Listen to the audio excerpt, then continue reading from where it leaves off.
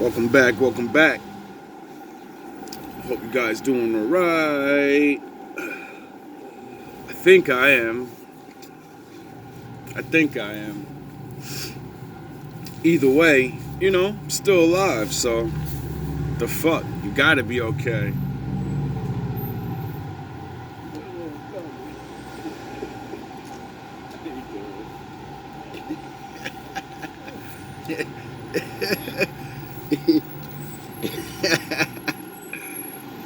Yo. Anyway, I'm not sure where we're going right now. I've been doing a lot of thinking and a lot of writing of, like they say, write things down so you can get them out of your head. If you have a plan, write it down. Come back on it later. So I've been doing a lot of starting over, and what I realized about building things and doing things, sound the horns, is you're gonna fail, or you're gonna stop, or you're not gonna go to the highest level that you want, right? And like I always say in other videos, sometimes it's just so you can start over again and then get used to it. Meaning, like, when I first started rapping and shit, I'd always write like a line. I'd hear someone say something, or I'd think of one thing, right? I'd write it down and then be like, damn, I can't think of nothing to match that. And I just leave it there, and then go put a beat on, and my brain start working, and I start wanting to rap about something else, and I'm like, damn, but that line was so dope. And I'm like, fuck it, dog, this is where your brain's at. You want the easy shit, that's some real hard shit. So you started it, so what? Next thing I know, later on in life, could be a week, could be months, could be years. Years later, I finished raps that were 2 lines, 4 bars, and I'd write it down and never do it again. And years later, I'd look back and read it like, oh shit, this was dope. And now that I'm a year from it, learning, experiencing life, blah, blah, blah, blah, blah, now when you come back to it, you're like, oh, this shit is dope. Next thing you know, you got 4 more bars, that's a whole 16. But it took you a fucking year to write the thing because you had to experience. You had to think that you wasn't gonna do it no more, and then go do other shit. So, I went back, sound the horns. I went back to all my older notes that I've been taking this year. Things I wanted to do and things I wanted to accomplish. You have to write down things that you set goals. That's why you're supposed to set a big goal, but you set a bunch of little goals for the simple fact of, like I said, what's going on, man? Good looks. Confidence is accomplishments. If you don't accomplish anything in life, you're never gonna feel good about yourself. That's why you have a main goal, and then the main goal should have a bunch of little goals to get to it, because you can't get to a big goal without, working on little things. Like, how did I end up writing some of these raps? I had to study words. I had to watch movies. I had to get my experience up on certain levels. So when I rap about it, I know what the fuck I'm talking about. Get it? It's the same thing in life. Same thing in everything. One must gain experience to truly say that you do something. Now, we're going to pause this. Okay, you are manifesting the 10 of Cups, but that 10 of Cups with that Emperor is gone. I seen it in reverse, too, with that Emperor. So you got the 10 of Cups again. All right, but you got somebody spying like hell. Somebody's monitoring you. All right, somebody's recording your ideas or something. Somebody could be stealing your ideas or stealing things that you're saying. You don't know that you're being videotaped. Okay, they see how popular and highly favored you are. So they're trying to record, okay? Somebody's a knowledge thief. Hermit card in reverse because they're blocked. They got a creative block. All right, they could have made you think that they was there to and have fun and enjoy the entertainment or something. But meanwhile, back at the ranch, they was really there to do something wicked. Somebody got played. Okay, somebody got played. It's time now for more of our Brain Power Today series. And this morning, the potential benefits is something that can be an uncomfortable topic to talk about. Let's just get it right out there. We are now covering adult material, sex. That's right, we are. Very little is actually known about how intimacy affects our brains, but one researcher is determined to find out, to see if it could actually be effective medicine.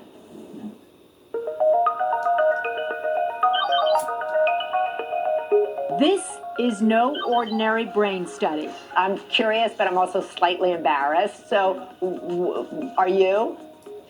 Maybe just a little bit. Maya and Eli, a married couple, are about to have their brains monitored. This is just going to measure general emotional arousal. While he sexually stimulates her behind a partition. So we're watching right now what their brains are experiencing. Yes, this is... Neuroscientist Nicole Prause is one of the country's only researchers studying what happens in the brain during sex.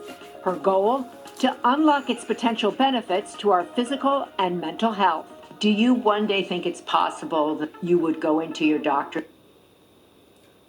Oh, so they're studying sexual alchemy and trying to learn how to make a machine to stimulate your mind with sex.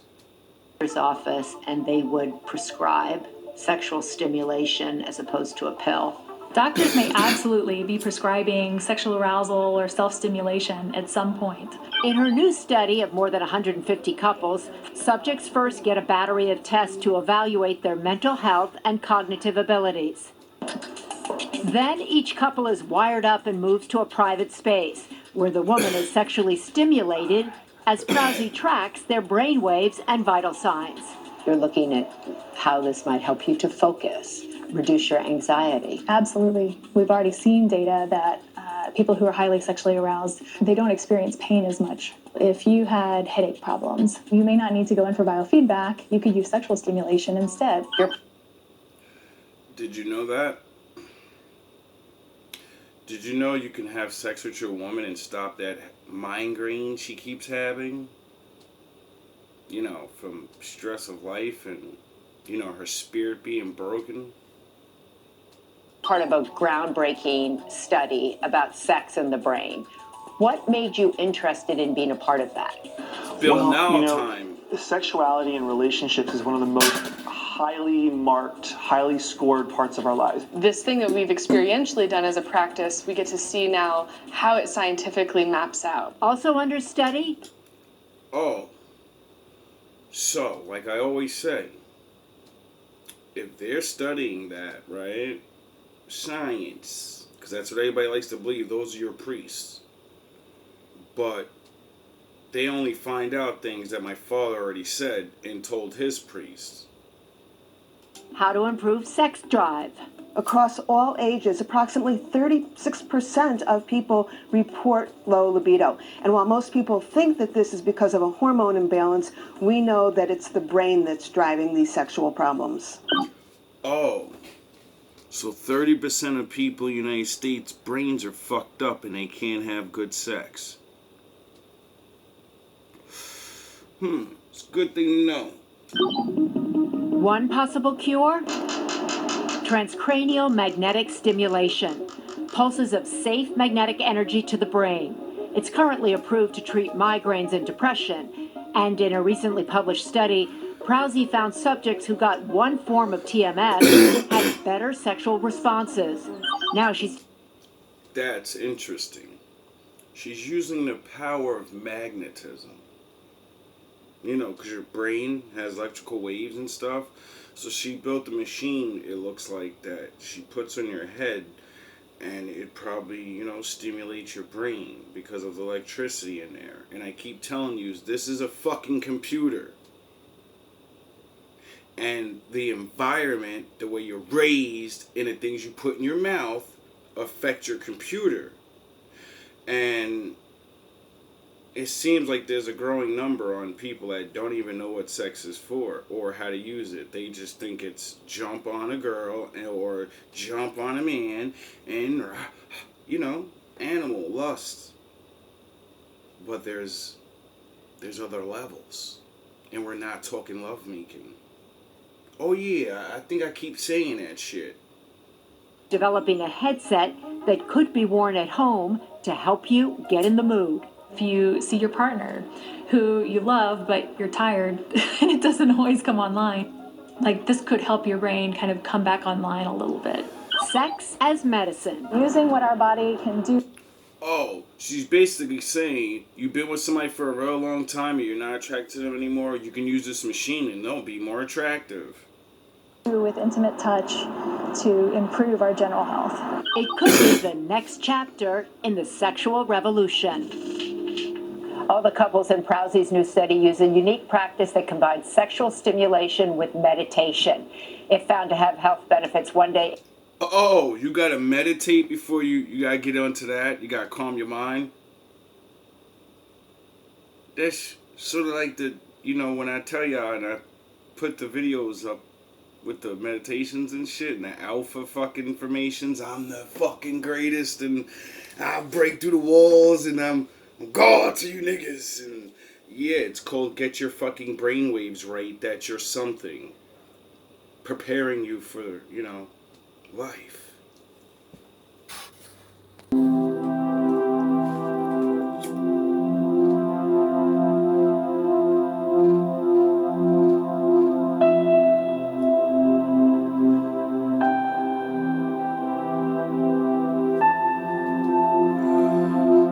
Seems like a lot of people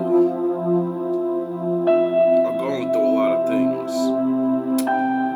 And it seems like sex is a very big problem, isn't it? But it shouldn't be. At least I don't think so. How about you? Maybe it's because of what the Most High said, that we die from a lack of knowledge.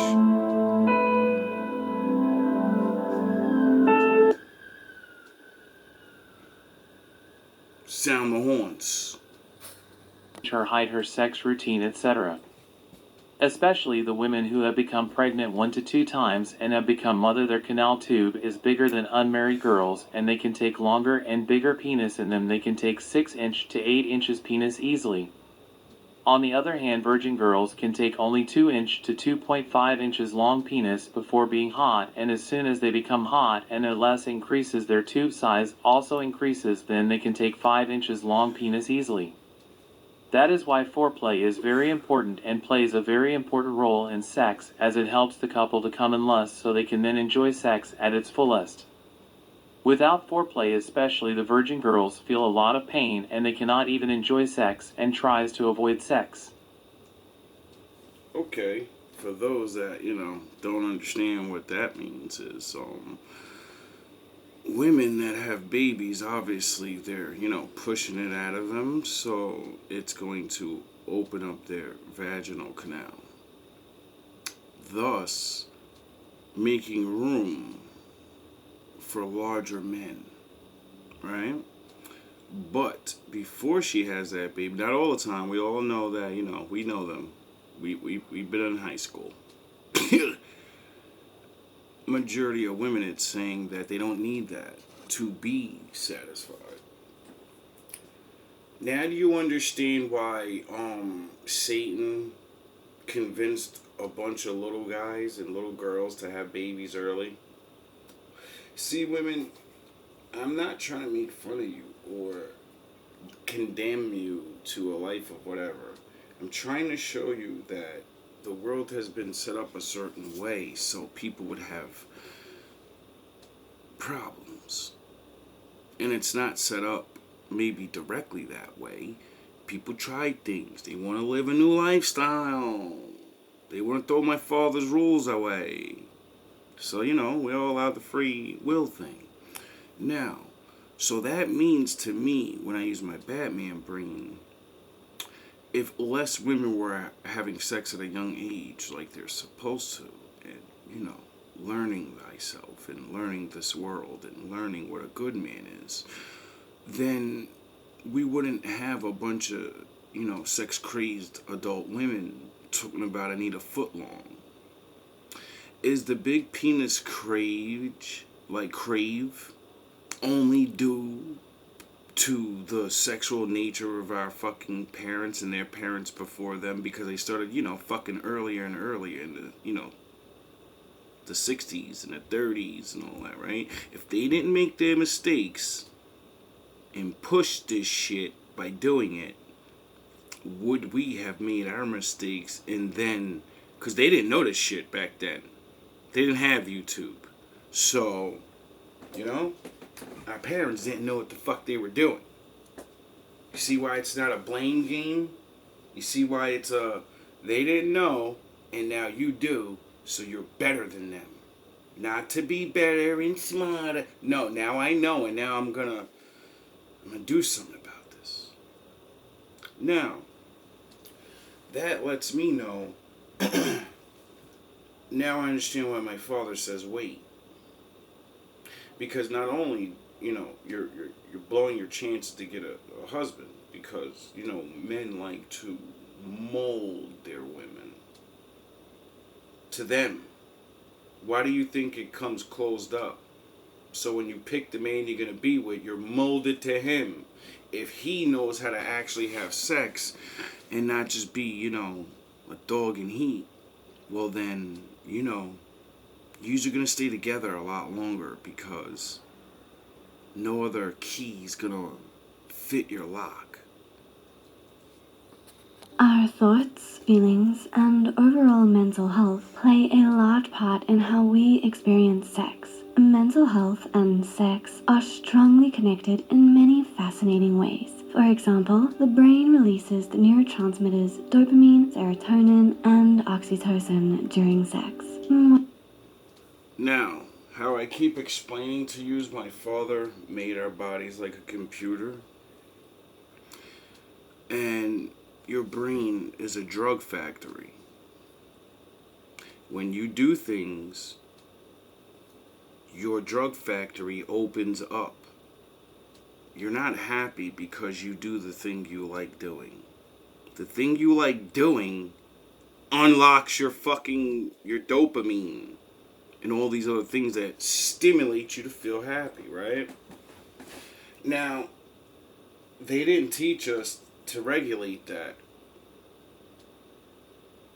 My father did. This is why he says don't just overdo things. My father never said you're not allowed to drink or smoke. Because when I looked in the Bible, it said let the drunks drink. So to the worst of them, the hobos and all that, it says stop hating on them because they're drunks. That's how they survive out there. And, you know, a lot of the men of the Lord were drinking wine and shit.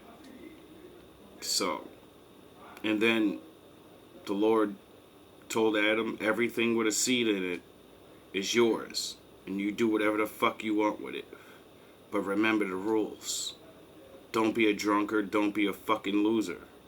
Regulate. Balance. So, like I just said about the women not having balance and being taught these things of sex and nature and how it all stimulates and stems into everything else. See, when I talk about sex, you need to get in your mind how it affects your regular life, your work, your day-to-day thought process, your happiness. Some of you burnt yourselves out and you don't understand what the fuck is going on. What does this do? This increases one's happiness and relaxation, while also temporarily reducing those negative feelings that can come along with depression. With our sex life affecting our mental health and our... So, if sex can affect depression in a good way. Is that why they made us so confused and have horrible relationship skills? So we stay apart, and then you're gonna get depressed because you had the breakup or whatever else in life, and then you're by yourself, and now you can't have sex. So you're gonna get depressed because you've already jumped over that line. It's over. Now you need to learn. You need your drug. Get it? You need your stimulation to get that drug out of your head. And we live in a time where you're playing Russian roulette with a fucking fully loaded gun now. Damn near fully loaded, like, you know, I mean, Russian roulette's always with a fully loaded gun and one bullet missing. But, you know, back in the day, it was like you know what I mean? It was the old school Russian roulette with the one bullet in there and none, you spin. Now they're fully loading the thing and taking one bullet out. I'm like, here, I dare you. You get $1 billion if you survive. Nah, fuck all that. Our mental health affecting our sex life, there are a lot of interesting facts to learn about the two together. So, here are 5 psychological facts about sex and mental health. Number 1, feeling sad after sex. It could be post-coital dysphoria. You've just had great sex, but then you start to cry. What's going on here? This is actually called post-coital dysphoria, or PCD, and is quite common. This is when one experiences intense sadness, distress, or anger post-sex or post-orgasm. According to a 2015 survey of college women published in the journal Sexual Medicine, 46% of women experienced it at least once, while 5% said they felt sad and lonely after intercourse several times in a period of 4 weeks. Post-coital dysphoria happens to males and females. I wasn't there. I don't know those people, but in 4 weeks you felt that sadness that many times, so that means you slept with more than one person within 4 weeks, and you're wondering why you feel sad because you're having meaningless sex. You're just fucking. Even if it's good. He don't like you. He ain't gotta love you. You get it? He's gotta like you and want to push himself into you, not just his penis. And the authors of the study also state that there appeared to be no relationship between PCD and intimacy in close relationships. So, you may find yourself suddenly sad and in tears, even though a few moments ago you were having the time of your life. There's still much research needed on the cause of this, but certified sex therapists. You know how crackheads get high real fast because crack does that, and then like they fucking need more 20 minutes later? Well, that's what hypersex and overstimulation, or you know, off balanceness or whatever, because I'm not a professional, but I've met people, talked to people, and I study this shit because I have a high sex drive and I'm not beat to not fucking control myself. When you understand yourself, you learn to combat yourself. You're not in a fucking competition with nobody else. That's what a lot of y'all problems are. You're too busy trying to be or better than someone else. Ian Kerner believes that it has to do with a release of hormones, or perhaps vulnerability. Kerner explained in an article from Essence that post-sex is a reflective period, and that can bring up emotions and experiences you normally keep under wraps. Number 2, positive self-image and masturbation. A 2011 study found that masturbating may just improve how you view yourself. The study states that among women, masturbation in childhood and adolescence has been associated with positive sexual experiences later in life and a healthy self-image. In another study of adolescent females aged 16 to 18, those with negative or indifferent views about masturbation reported negative first sexual experiences compared with those who held positive views of masturbation. That can make a big difference depending on if you've mastered masturbation. No one? Well, I don't know about all that because I don't like talking to young people about things, but at the same time, isn't that why we have the problems we have? Is because young people don't know about sex. And when they do learn about sex, they just learn about how to do things, you know? They're not taught how it's going to affect your brain permanently. And it's your job to control that.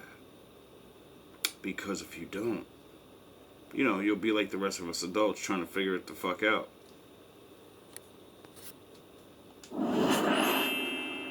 Sex and porn addiction are not legitimate medical conditions, according to the final ruling of the American Psychiatric Association, which recently updated its revered Diagnostic and Statistical Manual of Mental Disorders, also known as DSM. People with hypersexuality, and there are an estimated 9 million of them in the U.S., would beg to differ. They describe being consumed with obsessive and compulsive sexual thoughts and engaging in risky sexual behaviors. Some experts who treat addiction argue that the APA's decision will deny sex addicts insurance coverage for psychological treatment. With Everyday Health, I'm Stephanie Sy. So, can we say that people that, you know, have these problems it's a growing number, and there, you know, isn't school, they're just studying this shit now.